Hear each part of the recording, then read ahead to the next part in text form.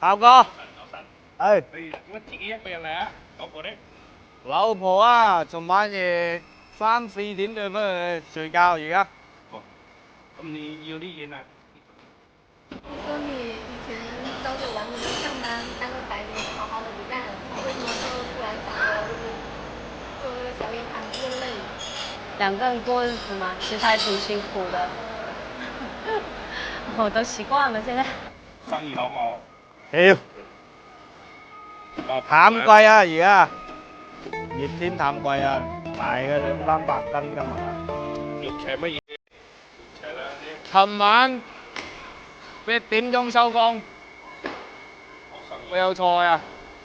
忙碌一點好，就忙碌一點充實。我两个人过日子啊，这样。以稀为贵，要想吃好的，老板亲自来动手，不抢没有用啊，一定要起得早啊。